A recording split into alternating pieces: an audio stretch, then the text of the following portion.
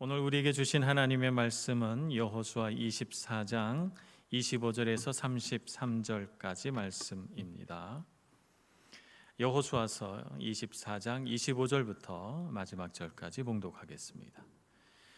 그날에 여호수아가 세겜에서 백성과 더불어 언약을 맺고 그들을 위하여 율례와 법도를 제정하였더라. 여호수아가 이 모든 말씀을 하나님의 율법책에 기록하고 큰 돌을 가져다가 거기 여호와의 성소 곁에 있는 상수리 나무 아래에 두고 모든 백성에게 이르되 보라, 이 돌이 우리에게 증거가 되리니 이는 여호와께서 우리에게 하신 모든 말씀을 이 돌이 들었음이니라. 그런즉 너희가 너희의 하나님을 부인하지 못하도록 이 돌이 증거가 되리라 하고 백성을 보내매 각기 기업으로 돌아가게 하였더라.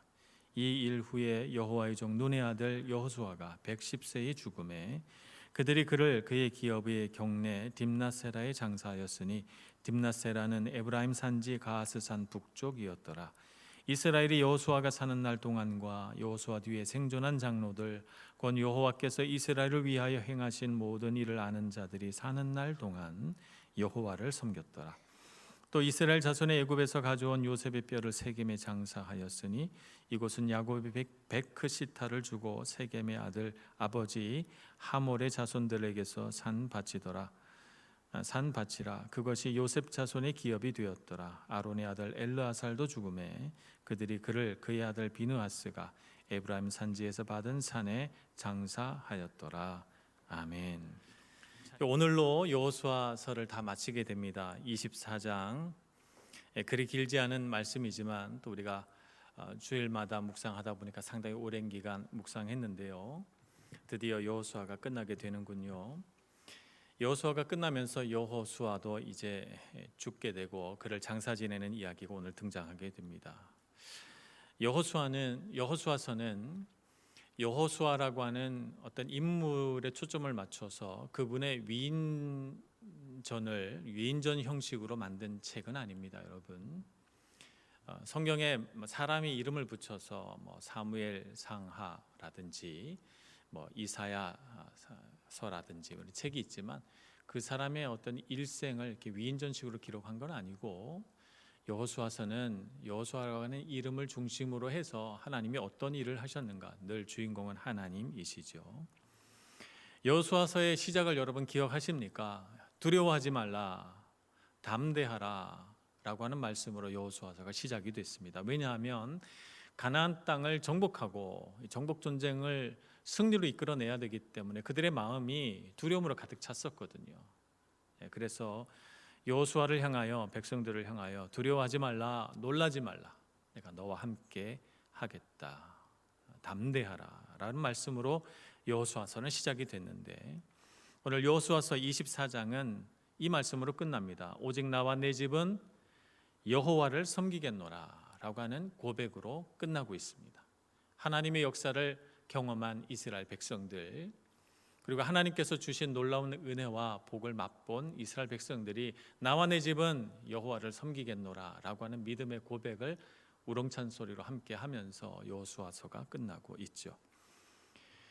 지리적으로 보자면 여호수아서는 요단 동편에서부터 시작이 됐습니다. 가나안 땅을 건너기 전 요단 동편에서 그들은 백성들을 이끌고 하나님의 놀라운 기적을 맛보면서 가나안 땅으로 들어왔고, 이제 오늘 여호수아서 24장은 그 가나안 땅 한복판, 북이스라엘과 남유다 그 한복판에 있는 세겜이라고 하는 곳에서 하나님 앞에 언약식을 함으로써 여호수아서를 마치고 있습니다. 성경의 흐름으로 보자면 아브라함 때에 하나님의 자녀들이 이 가나안 땅에 들어와서 하나님 앞에 가장 먼저 제단을 쌓았던 곳이 이 바로 세겜 땅 상수리 나무 아래에서 아브라함이 자기의 가족들과 함께 예배를 드렸거든요. 여호수아서에서 마침내 그곳에서 하나님 앞에 예배를 드리게 됩니다. 처음 아브라함이 예배를 드렸을 때 하나님이 뭐라고 약속하셨냐 하면, 하늘의 별을 보라, 내가 너의 자손을 저 별과 같이 많게 하며 땅의 모래를 보라, 모래를 셀 수 없을진데 너의 자손도 그와 같이 셀 수 없이 많아지게 되리라. 내가 너로 큰 민족을 이루겠다 라고 약속하셨어요. 이제 그 세겜 땅 상수리 나무 아래에 지금 이스라엘 백성들이 함께 예배하는데 하나님의 언약이, 약속이 성취되고 있죠. 이스라엘 백성들이 애굽 땅에서 탈출하여 하나님이 약속하신 땅, 젖과 꿀이 흐르는 가나안 땅으로 출발했습니다. 40여 년의 긴 광야 여정을 거치고 그들이 가나안 땅에 들어와 그 땅을 정복하고 분배하여 그 땅에서 살게 되었죠. 출애굽의 역사, 그 구원의 역사도 이제 이 여호수아서 24장으로 맞춰지게 되는 것입니다. 하나님이 인도하셨고 하나님이 이루셨고 하나님이 성취하셨습니다. 그래서 하나님께서 우리 택하신 백성에게 이루고자 하는 모든 뜻이 여호수아서를 통해서 다 이루어지게 된 것을 보게 됩니다. 그럼 성경은 여호수아서에서 끝났습니까? 끝나지 않죠. 여호수아서는 우리 성경의 긴 이야기에 사실은 서두 정도에 불과합니다. 또 이야기가 시작이 됩니다. 하나의 이야기가 끝을 맺으면서 또 다른 시작으로 이어지게 되는 것을 봅니다. 그런데 이야기의 종류가 좀 다르죠. 여호수아서까지는 하나님의 사람들이 어떻게 민족을 이루고 하나님의 언약을 성취해 가는가라고 하는 이야기가 이렇게 기록이 돼 있다면, 이제 여호수아서 이후부터 전개될 이야기는 하나님의 백성이라 불리는 사람들이 어떻게 하나님이 주신 은혜와 복 안에서 하나님의 나라를 이루어 가는가라고 하는 이야기가 이제 서술되기 시작합니다. 새로운 시작으로 연결되는 끝을 보게 됩니다. 가나안 땅에서의 삶, 그 가나안 땅에서 이 백성이 이룰 삶에 있어서 가장 중요한 것은 뭘까요? 하나님의 나라를 계속해서 이루어 가야 되잖아요. 시간이 흘러도 세대가 바뀌어도 말입니다. 그래서 가장 중요한 문제는 이 다음 여호수아서 이후에 전개되는 성경 이야기의 가장 중요한 문제는 어떻게 하면 신앙과 믿음을 다음 세대에 전달할까라고 하는 것이 가장 중요한 문제가 됩니다. 그래서 오늘 여호수아의 마지막 부분을 읽으면서 믿음의 세대를 만들어가는, 믿음의 세대를 세우는 힌트를 우리가 말씀 속에서 깨달아 볼 수 있을 것 같습니다. 첫째는 먼저 우리 마음에 언약의 돌을 세워야 합니다. 세겜에서 하나님과 언약을 맺었잖아요. 그래서 거기에서 율례와 법도를 제정합니다. 여기 말씀에 보니까 율법책에 기록도 했다고 쓰고 있습니다. 그리고 나서 큰 돌을 세웁니다. 돌을 세운 위치는 세겜 땅 상수리 나무 아래에다 세웠다고 했습니다. 아브라함 때 상수리 나무가 있었으니까 이 나무가 얼마나 오래된 나무냐면 몇백 년이 흐른 나무예요. 최소한 한 500년 정도 흐른, 그 정도의 수명이 넘는 큰 나무죠. 그래서 누구나 다 세겜에 있는 상수리 나무 그러면 다 아는 거죠. 그 나무 아래에 큰 돌을 세웁니다. 하나님께서 주시겠다 약속한 그 땅에 하나님께서 약속하신 대로 큰 민족을 이루어서 마침내 그곳에서 아브라함의 후손들이 예배를 드리고 있는 것이죠. 하나님의 언약이 성취된 것을 기념하면서 말입니다. 그러면서 여호수아가 이렇게 말합니다. 백성들에게 이 돌이 우리에게 증거가 되리라. 무엇의 증거가 된다는 말입니까? 하나님이 우리와 함께 하신다는 약속의 증거, 하나님께서 우리에게 말씀하신 것은 반드시 이루어진다는 하나님의 역사에 대한 증거, 하나님께서 오늘 여기까지 인도하셨다는 삶의 증거, 그 증거가 이 돌이라는 거예요. 그래서 이 돌을 볼 때마다 하나님이 우리와 함께 하시고 여기까지 인도하셨고, 그리고 하나님께서 이와 같이 큰 일을 우리에게 행하셨다, 누구든지 믿음으로 고백하며 살라는 것입니다. 근데 꼭 돌을 세워야 되는가? 우리가 이렇게 질문을 해볼 수가 있습니다. 돌을 안 세워도 되지 않는가? 기억하면 될 텐데 굳이 돌을 세우라 하신 이유가 뭘까요? 구약 성경에 보면 돌을 세운 일들이 참 많이 등장하거든요. 시각적으로 징표가 되는 것이 없으면 사람은 자꾸 잊어버립니다. 시간이 지나면서 잊어버리고 마음속에 오래 간직해야지 그러면서 희미해집니다. 자꾸 희미해지니까 나중에 점점 머릿속에서 잊혀져서 내 기억이 희미한데 의존해가지고 신앙생활을 하려고 하다 보니까 능력이 없어지는 거예요. 선명하게 기억하고 또렷이 기억하고 확실하게 기억해야 신앙생활을 잘할 수 있는데, 우리 사람이라고는 존재는 본래 이렇게 연약한 존재로 창조되어 있기 때문에 시간이 지나면 자꾸 기억이 희미해집니다. 그래서 돌을 세우고 기록을 하고 언약식을 하고 해서 하나님이 우리를 도우셨다, 우리와 함께 하셨다는 것을 기억하자는 것입니다. 여호수아서에서 돌을 세운 이야기가 처음 등장하는 것은 아닙니다. 여호수아 처음 초반에 돌 세운 이야기가 있었습니다. 여러분 기억하십니까?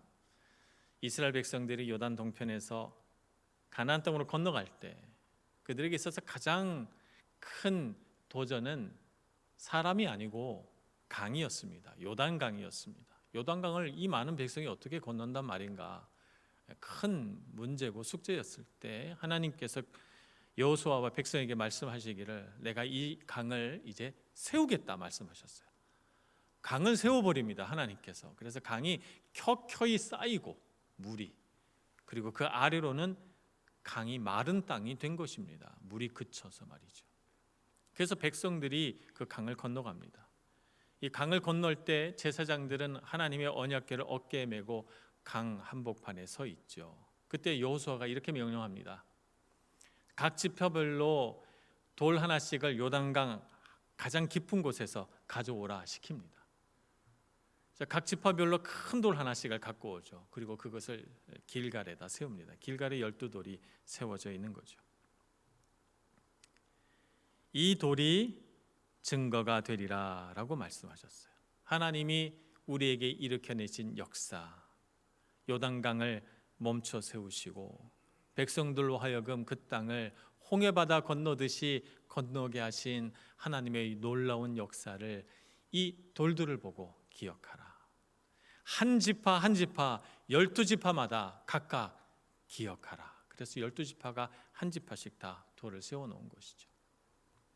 길갈로 지나갈 때마다 하나님이 우리를 가나안 땅에 들어오게 해주셨지. 하나님이 놀라운 일을 일으키셔서 우리가 요단강을 건넜지. 요단강도 세우시는 하나님께서 내 인생에 무슨 일인들을 못할까? 하나님께서 일으켜내시는 능력을 믿고 살자. 언약의 돌이 세워진 겁니다. 그 언약의 돌을 마음속에 세우고 그들이 비록 길갈을 떠나서도 이 하나님의 능력을 의지함으로 숱한 전쟁에서 그들은 승리를 맛보게 되는 것이죠. 그래서 우리는 마음속에 언약의 돌을 세워야 합니다. 어떻게 하면 이 가나안 땅에서 오래오래 살면서 복을 누릴까? 여호수아 24장의 말씀과 같이 하나님의 말씀을 기록한 언약의 돌을 세워야 합니다. 우리 마음속에.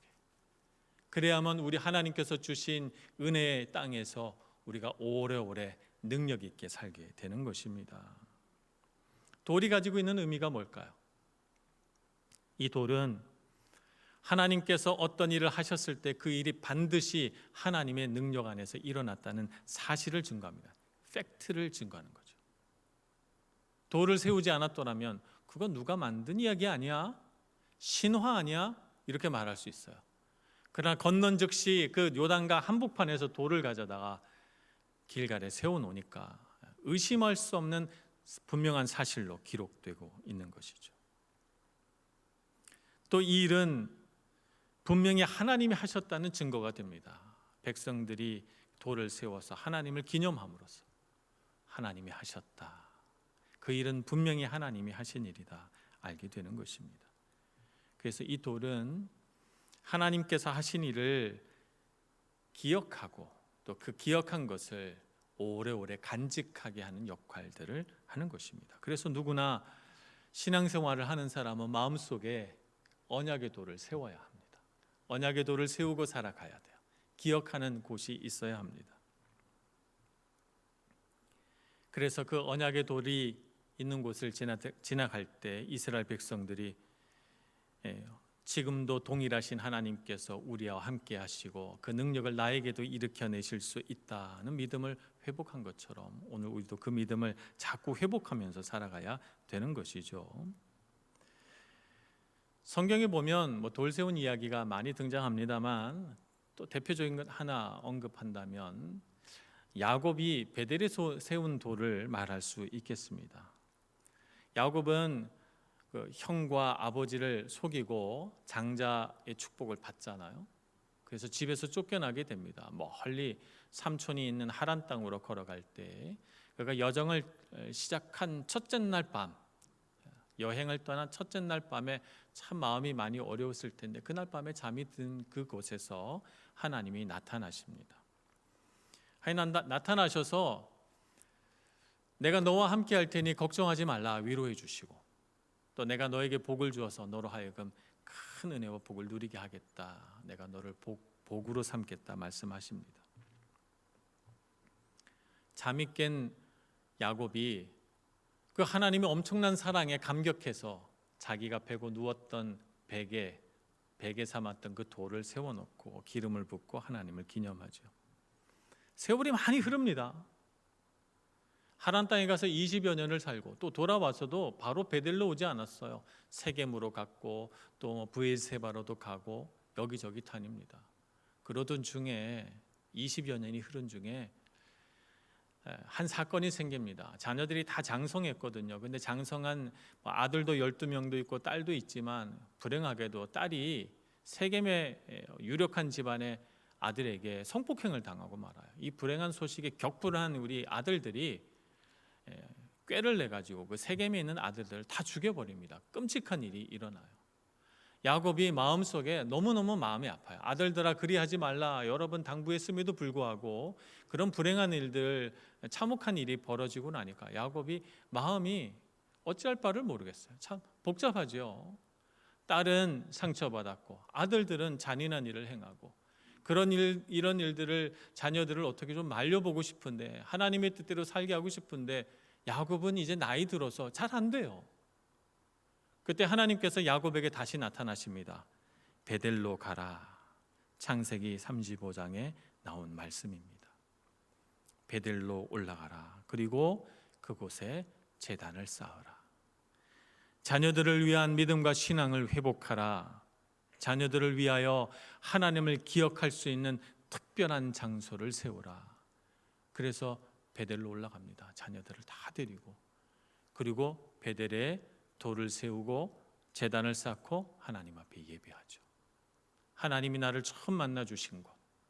내가 너와 함께하리라. 네가 어디로 가든지 나는 너와 함께 있다. 내가 너에게 복을 주어 이 세상에서 복 있는 사람이 되게 하겠다. 약속하신 하나님의 그 놀라우신 은혜와 복, 하나님의 사랑을 기억하고 회복해서 그 믿음과 신앙으로 아들을 새롭게 하고 딸들을 치유하고 회복시켜 냅니다. 우리 삶 속에 언약의 돌이 있어야 되겠습니다. 여러분이 하나님을 만난 곳, 여러분의 인생에 언약의 돌이 세워진 곳이 어디입니까? 여러분 기억하시고 여러분 그곳에 하나님에 대한 기억을 결코 잊지 마시기를 바랍니다. 언약의 돌을 세우시고 날마다 그곳으로 돌아가서 믿음과 신앙을 새롭게 하시길 축복합니다. 저는 청년 시절에 상가교회를 다녔습니다. 상가교회를 다녀서 교인이 그저 한 200여 명 좀 되고 지금도 한 그 정도 되는 것 같습니다. 목사님이 개척을 하셔서 한 10년 정도 되신 그런 교회였는데 목사님 너무 열정이 많으시고 기도 많이 하시고 하셔서 저도 그곳에서 처음으로 철야 예배라는 걸 드려보고 밤을 새워 기도해 보기도 하고 40일 작정 기도도 하고 그랬습니다. 저에게는 그곳이 베델입니다. 그곳에서 신앙생활, 제가 모태신앙이긴 하지만 하나님을 처음 인격적으로 만난 곳이고 또 그곳에서 신학을 하겠다고 하나님 앞에 결심하고 기도했던 곳이기도 합니다. 그래서 한국에 가면 그 목사님 꼭 찾아뵙고 인사드리고 그 텅 빈 예배, 제가 보통 갈 때는 평일이니까요. 텅 빈 예배당에 이렇게 앉아 있으면 마음이 뭉클해옵니다. 나의 인생이 시작됐던 곳입니다. 나의 베델이죠. 하나님이 그때부터 지금까지 나를 이렇게 인도해 오셨구나 이렇게 생각하면 하나님의 사랑과 은혜가 얼마나 감사한지 몰라요. 여러분 어디가 베델입니까? 우리 밀라노 한인교회 와서 신앙생활 시작하셨다는 분도 가끔씩 만나 뵙게 돼요. 여러분 이곳도 베델입니다. 많은 분들이 이곳에 오셨다가 또 얼마 안 되면 가시기도 하고, 우리 밀라노 한인교회 지금 교인이 등록교인 300명이다 이렇게 하지만 사실은 왔다가 가시고 왔다가 가시고, 그래서 우리 밀라노 한인교회 교인들을 지금 역사적으로 따지자면 아마 수만 명 될 겁니다. 그죠? 그래서 우리 교회 유튜브를 많은 분들이 보시는데 아마 이 베델로 기억하는 성도님들이 우리 유튜브에 이렇게 뭐라죠? 좋아요도 누르시고 또 관심 가지시고 이렇게 보시는 거겠죠. 저는 그렇게 생각합니다. 가진 것 없고 힘들고 외롭고 인생의 많은 꿈들이 좌절되기도 하고 또 인생의 꿈들을 세워가기도 하고 눈물도 흘리고 웃어도 보고 했던 곳, 그러나 그 무엇보다도 하나님을 만나 뜨겁게 예배하고 간절히 부르짖었던 곳, 이것도 베델입니다. 여러분 이 땅을 귀히 여기시고 하나님의 교회를 귀히 여기시기를 바랍니다. 힘쓰기도 하시고 여러분 마음속에 세워진 베델을 잊지 마시고, 삶에 문제가 생기거든 신앙의 능력이 약해져서 하나님에 대한 기억이 희미해지거든 여러분이 처음 시작했던 곳 베델로 돌아가시길 바랍니다. 다시 회복하셔서 능력 있는 그리스도인 되셔서 언약의 돌을 새롭게 세워가시는 여러분들 되시길 축복합니다. 언약의 돌을 세운 다음에 그 다음 중요한 것은 뭐냐 하면 다음 세대에게 믿음을 전달해야 되거든요. 먼저는 믿음의 첫 세대가 잘 서 있어야 되고 그 다음에는 그 믿음을 다음 세대에게 전달해야 됩니다. 31절 말씀을 보면 이렇게 기록하고 있습니다. 이스라엘이 여호수아가 사는 날 동안과 여호수아 뒤에 생존한 장로들 곧 여호와께서 이스라엘을 위하여 행하신 모든 일을 아는 자들이 사는 날 동안 여호와를 섬겼더라. 긍정문입니다. 여호와를 잘 섬겼다는 얘기예요. 그죠? 그런데 한 가지가 좀 걸립니다. 여호수아가 사는 날 동안, 그리고 이스라엘을 위하여 행하신 모든 일을 아는 자들이 사는 날 동안 섬겼다는 거죠.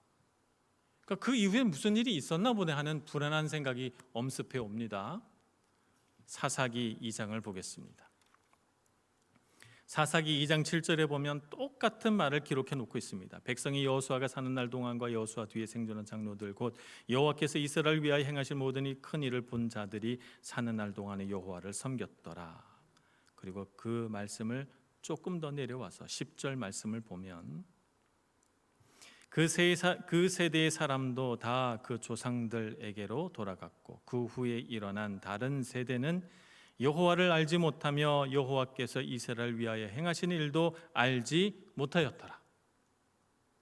사사기의 모든 문제가 사사기 2장 10절에 함축되어 있습니다. 하나님을 알지 못하였고 하나님이 행하신 일도 기억하지 못하는 세대가 등장합니다. 그래서 사사기가 만들어지는 거죠. 자기 소견에 옳은 대로 행하게 되고 그들은 방황하고 우상을 섬기게 됩니다. 그 10절 다음 구절 보시죠. 이스라엘 자손이 여호와의 목전에 악을 행하여 바알들을 섬기며 애굽 땅의 신들을 섬기고 메소포타미아 지역에 있는 달과 별들의 신을 섬기고 그리고 심지어는 몰록이라고 하는 신을 섬겨서 자기 자식들을 불 속으로 집어넣는 끔찍한 일도 행하는 그런 우상을 섬깁니다.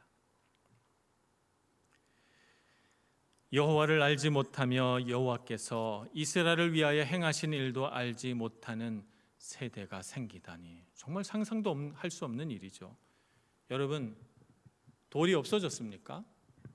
세겜 상수리 나무 아래에 세운 돌이 갑자기 사라졌습니까? 길갈에 세운 12지파가 세운 12개의 돌이 사라졌습니까? 돌이 없어져서 그들이 기억을 못합니까? 아닙니다. 돌은 그대로 있습니다. 상수리 나무 아래에도 그대로 있고 길갈에도 그대로 있고 실로에 있는 하나님의 성막도 그대로 있습니다. 근데 왜 이런 문제가 생겼습니까? 돌이 있어도 설명해 줄 사람이 없습니다. 이 돌이 왜 세워졌는지, 이 돌의 의미가 무엇인지, 이 돌을 보고 우리가 무엇을 깨달아야 하는지, 이 돌의 가치가 무엇인지 설명해 줄 사람이 없는 것이죠. 아무도 그 의미와 목적과 가치에 대하여 말하여 주지 않는 때가 된 것입니다.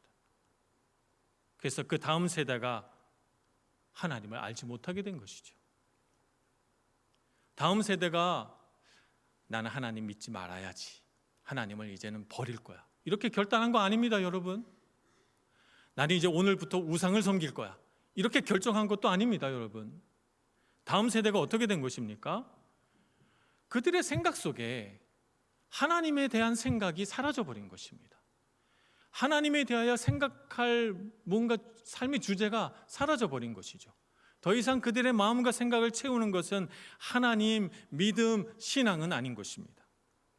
세상의 더 큰 목소리들이 그들의 귀에 들리고, 세상의 더 유력한 흐름과 변화들이 감지되고, 그래서 그것을 쫓아가고, 더 멋있어 보이는 세상 문화에 젖어들고 따라가다가 하나님을 잊어버린 것이죠.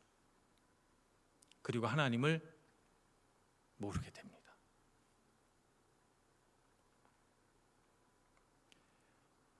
오늘 우리가 어떻게 해야 믿음의 세대를 일으킬 수 있습니까? 말해 주어야 합니다. 내가 경험한 하나님, 내게 세워진 언약의 돌, 어떻게 밀라노 한인교회가 세워졌으며 어떻게 내 인생에 하나님이 경험되었는지, 어떻게 여기까지 우리 인생이 흘러왔는지 하나님의 역사를 말해 주어야 합니다. 우리 말해 줍시다. 우리 다음 세대에게 전하여 주는 그런 부모가 됩시다.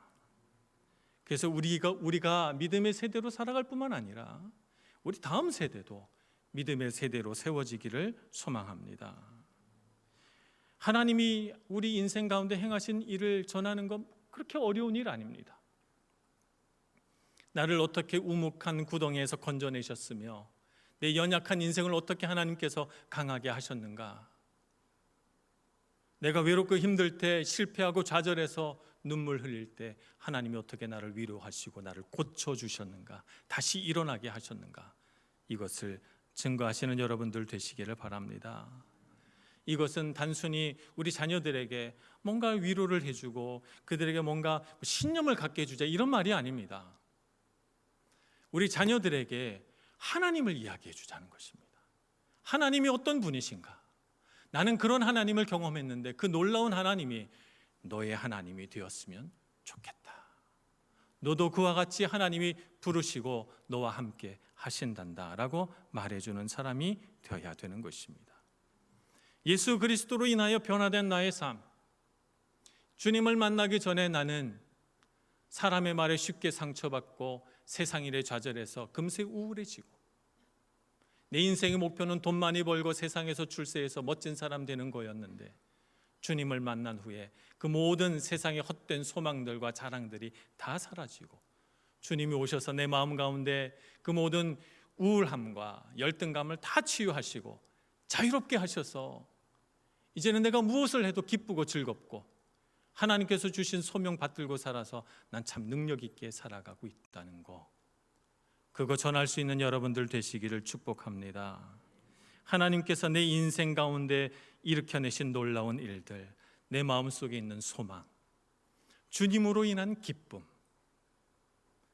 주님께서 내게 주신 평강, 세상은 폭풍우가 몰아치는 것 같이 두려워도 주님 안에서 나는 참 평강하구나 하는 것, 우리 자녀들에게 알게 해주기를 소망합니다.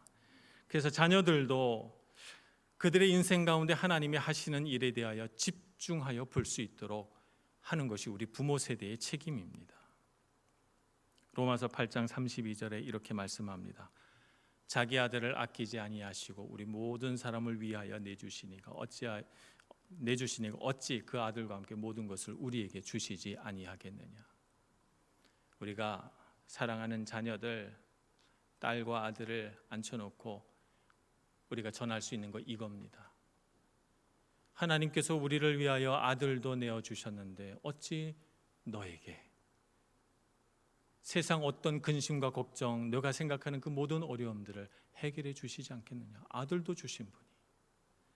자녀들이 세상에서 실패하거든, 자녀들이 세상에서 슬퍼하는 일이 생기거든, 자녀들이 뜻대로 되지 않는다고 힘들어하고 어려워하거든, 아들도 주신 이께서 무엇인들 너에게 주시지 않겠느냐. 아들아 딸아 걱정하지 마라. 하나님이 너와 함께 하신단다 라고 말씀해 주실 수 있는 여러분들 되시기를 바랍니다.